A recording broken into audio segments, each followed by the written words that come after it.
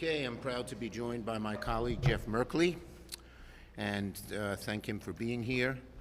Look, Trump is turning the federal government into his own piggy bank. Senate Dems are going to stop him.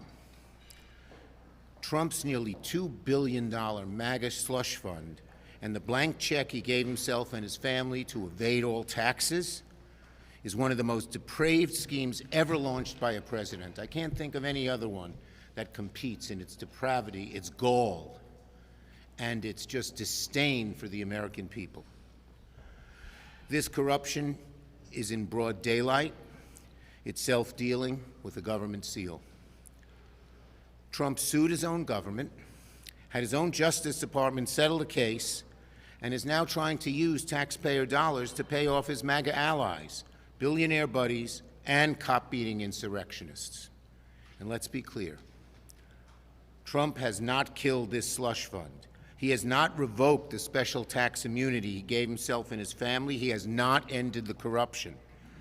He hit a temporary roadblock. That's it. Any toothless promise by Trump is worthless. His promises are worthless. The only way to end this scheme is abolish it by law. And that's what we, Democrats, will fight to do. If Republicans bring their reconciliation bill up this week, the very first amendment I will offer will be to ban Trump's slush funds permanently and revoke his family's free reign to commit tax fraud forever. Trump doesn't get to make off with at least $100 million his family owes on unpaid taxes. He doesn't get to use your tax dollars to pay off MAGA insurrectionists. If Republicans are really concerned about Trump's corruption, then prove it. Support the amendment to ban the slush fund and Trump's blank check to commit tax fraud. This corruption is too blatant for half measures, too dangerous for toothless promises, too rotten, too very rotten to let stand. Now on the Pulte appointment. This morning, Trump appointed Bill Pulte to serve as acting director of national intelligence, something that should send a shiver down the spine of everyone.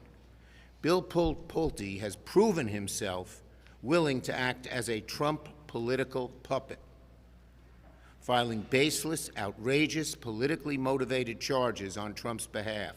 And now Trump wants to put him in charge of intelligence?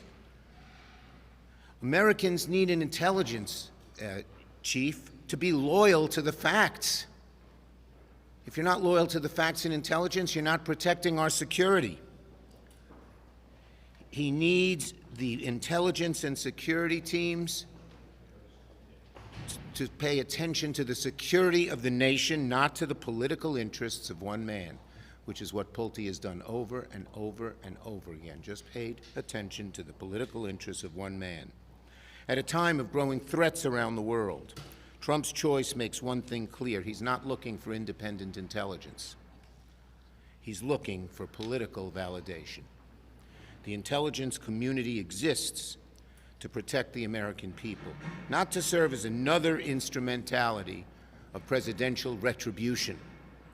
Republicans should be speaking out swiftly and loudly.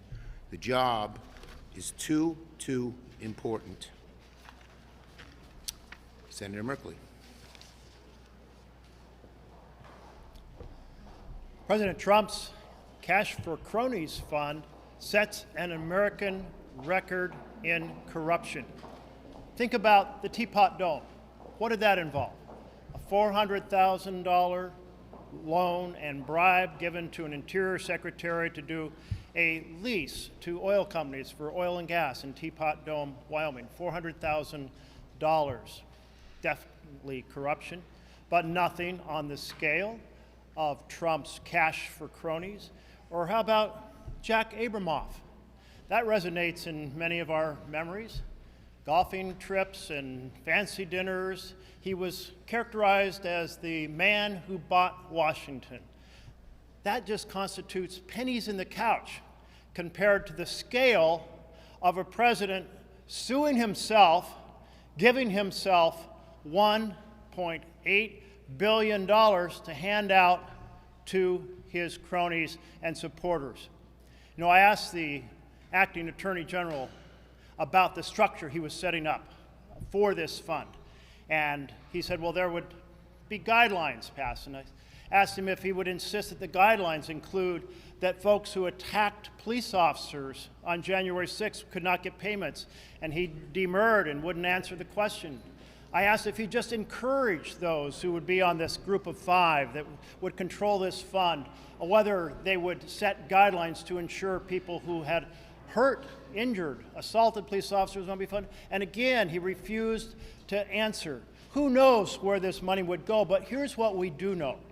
The Constitution, Article 1, Section 9, Clause 7, it says no funds shall be taken from the Treasury, but by consequence of appropriations made by law. And yes, there is a law that allows a modest fund to be used by the administration, any administration, for settlements, but settlements conducted according to set rules that defy corruption. And this breaks all the rules, suing yourself and delivering yourself $1.8 billion. So we will do everything we can to put a stake through the heart.